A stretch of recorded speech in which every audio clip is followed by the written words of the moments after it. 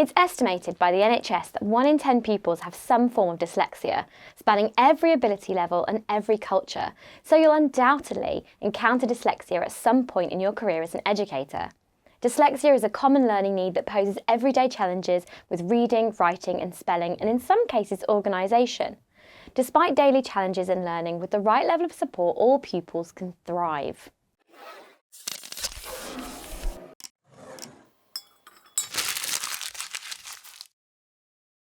Hi everyone, I'm Natalie from My Progression, and today we're going to discuss what dyslexia is and how you can support pupils with dyslexia in your classroom.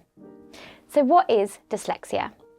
As dyslexia is officially classed as a disability in the Equality Act 2010, it means that reasonable adjustments must be made for people with dyslexia in schools and workplaces. It's important to understand that dyslexia is not a learning disability, as a person's intelligence isn't affected. Signs of dyslexia usually become apparent when a child starts school and begins to focus more on learning how to read or write. However, a formal diagnosis will not be given until the child is over 7 years of age. Some signs of dyslexia can include, but are not limited to, reading or writing slowly, confusing the orders of letters in words, struggling to differentiate between similar-looking letters and writing letters the wrong way round, such as a B and D, spelling being poor or inconsistent, struggling with planning and organising, and finding it difficult to carry out a sequence of directions. Specifically, dyslexia can affect phonological awareness, which is the ability to recognise the words that are made up of smaller units of sound, and that changing those sounds can create new words with new meanings. For example, a pupil with poor phonological awareness may not be able to correctly answer questions such as, what sounds make up the word pot and how are these sounds different to pat? What word would you have if you changed the s sound in sun to f? How many words can you think of that rhyme with cat? Although dyslexia is thought of as impacting people's reading, writing and spelling, it's more about information processing. People with dyslexia have difficulty processing and remembering information they see and hear. This in turn goes on to affect retention of their learning and the acquisition of literacy skills. It's important to consider dyslexia as a spectrum, where people's symptoms range from mild to severe, and understand that it presents in different ways in different people. As an educator, it's your daily responsibility to look out for signs of SEND, including dyslexia, and work alongside the SENCO and other external professionals to support pupils and parents through the diagnosis and beyond. Alongside the SENCO, you must ensure your support of dyslexic pupils with personalised learning resources and an adapted learning environment. So how can you support dyslexic pupils in your classroom? As previously mentioned, dyslexia is a disability and therefore reasonable adjustments must be made to support pupils with dyslexia to achieve in the classroom. Dyslexic pupils can still thrive within the classroom providing they're well supported and their needs are met. Understanding how pupils with dyslexia learn best is vital to give them the tools and confidence they need to grow and learn. So let's go through some strategies that can support you in providing the best learning environment for pupils with dyslexia. If you have different strategies that you use, or you want to reflect on something you've done after watching this video, please drop us a comment below. And why not like and subscribe, and whilst you're there, click on the bell to keep hearing more from My Progression. A phrase that's important to remember is good practice for SEND pupils is good practice for all. You may notice that these strategies are similar to those for pupils with other needs including ADHD and ASD. And you're absolutely right. Good practice in the classroom overlaps for different learning needs and disabilities, therefore using the following will support all.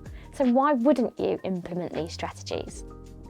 Firstly, teach in small, manageable chunks where instructions are clear and concise. Pupils with dyslexia often struggle with their short-term memory and therefore can't store long lists of instructions and information. To support pupils' independence when following instructions, why not create personalised checklists or task boards using a whiteboard or laminated sheet? This won't impact your workload as they can be reused over and over with different pupils in different lessons. These checklists can be completed by you, your TA, or can be child-led where pupils can record their own instructions or order of tasks following the information you've verbally shared with them. Your pupils will love taking responsibility for their learning and having a clear understanding of what's expected of them. As well as this, it's important that you tailor your marking, especially when marking spelling, to support your pupils' needs. Although each school has a different marking policy, it's important that your marking and feedback benefits the pupils and doesn't just point out all their mistakes. For example, it might be that each week you focus on a different grapheme, the letter or letters that make up a phoneme, which is the sound. Now, this will support your pupils in knowing the spellings they're focusing on and will help them become more secure in their phonics knowledge through practice. Now, for more on phonics, check out our video linked in the description below. If you're unsure how you can adapt your school's marking policy to support pupils with SEND, especially dyslexia, speak to your SENCO about reasonable adjustments.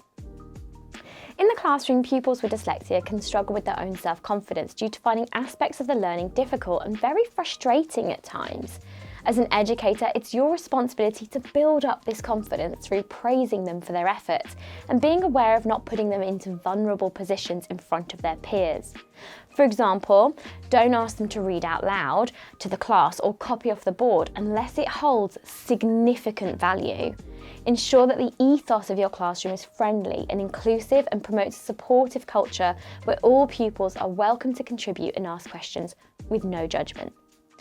Something important to remember is that it's essential for all children to have sufficient processing time and reading time to understand what's been asked of them. However, for SEND pupils, especially those with dyslexia, they must be given extra time on top of this. So how can you make your classroom environment dyslexia friendly? Now, there are many ways that you can ensure your classroom is the optimal environment for pupils with dyslexia to learn in, including considering your displays and the resources you provide on your tables. Focusing on displays to begin with, these must be clear, concise and clutter-free. Displays should contain large text so that it can be read by pupils around the classroom, and only key information should be presented to avoid cognitive overload with too much text and reading. When putting up classroom displays, consider the colours and decorations you're using so they're not too distracting, and whether the information is meaningful to the learning of your pupils. You must consider the size and style of the font you use for worksheets so all pupils can access and read them. The optimal size is 12 to 14 minimum with simple font styles. Use a sans serif font. These have less stroke width variation than serif typefaces, as you can see here. The best ones to use are Arial and Helvetica, and Comic Sans is often used, but you should consider the messaging as this is a less formal looking font. In all lessons across the curriculum, your pupils must be equipped with resources to support them in overcoming barriers to learning.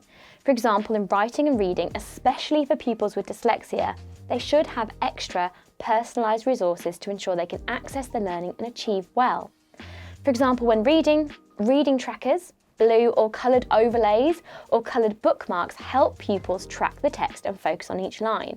It will also help to use blue backgrounds on your presentations and print on blue paper, as studies have shown it makes the words stand out.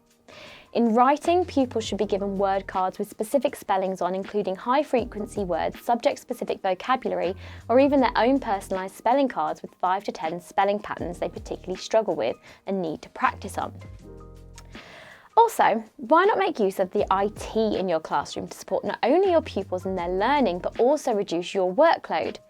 Pupils with dyslexia will benefit from using resources such as talking tins to verbally record their ideas to support them in writing sentences, or even the Notes app on an iPad to voice record their ideas and translate back to text.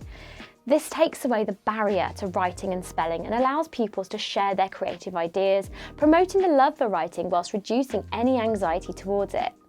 As well as this, laptops can be used to type up pieces of writing with word processor using spell check, so pupils are notified about spelling errors. They have options to support them in correcting any mistakes. As discussed earlier, pupils with dyslexia can struggle with organisation, including organising their day and resources. To support them in the classroom, display a visual timetable showing each lesson they have and the time they have these. This will actually help all pupils feel more relaxed in the classroom as they know what's coming next in their day, something that all children will benefit from. Something important to remember is that all pupils learn differently. Therefore, you need to consider the different types of learners in your planning and provide for these in your delivery. Using video clips, music, outdoor spaces and active learning opportunities create memorable and exciting experiences for pupils, which when revisited, pupils will remember better and will have embedded in their learning. Again, this helps people with SEND learn more and remember more, but it will also benefit the whole class. When teaching pupils with dyslexia, it's vital to ensure they feel confident and secure in their learning environment. You need to ensure their needs are met by providing resources and templates to support them in areas they find more difficult from letter formation to key spellings. If you provide examples and models, this will reduce pupils' barriers to learning and allow them to flourish without fear of making mistakes.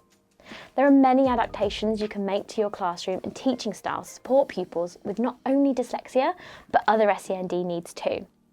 As we said earlier, these adjustments will benefit all pupils by providing clear and concise instructions, appropriate processing time and reducing unnecessary displays and resources. It's important to know that dyslexia can be seen in different forms and has a range of different signs, so understanding the learning need is vital in order to support pupils. For more information, check out the British Dyslexia Association website. Now, they focus on raising awareness of dyslexia and challenging common misconceptions. This includes sharing resources for Dyslexia Awareness Week.